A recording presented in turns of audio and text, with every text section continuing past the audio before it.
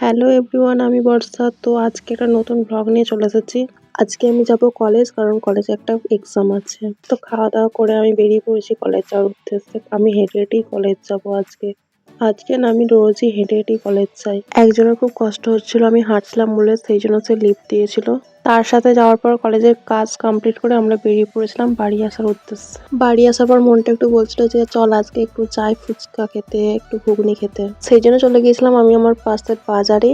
সেখান থেকে নিয়েছিলাম 1 প্লেট ঘুগনি আর ফুচকাটা খেয়েছিলাম, কিন্তু ভিডিও করতে ভুলে গেছি গাইস। আমি আসলে ফুচকা খাওয়ার সময় ভিডিও বানানোটা আমার একার দ্বারা পসিবল হচ্ছিল না। খাওয়া দাওয়া শেষ করে আমি চলে গেছিলাম বাড়ি। তো বাড়ি আসার সময় এই রাস্তাটা দেখো, এখানে চিনে রাখো, এখানে অনেক অনেক ঘটনা ঘটেছে যেগুলো বলা বাহুল্য।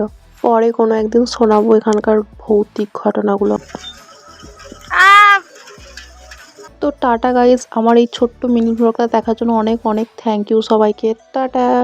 এই যাওয়ার আগে লাইক আর কমেন্টটা করে দিয়ে যেও।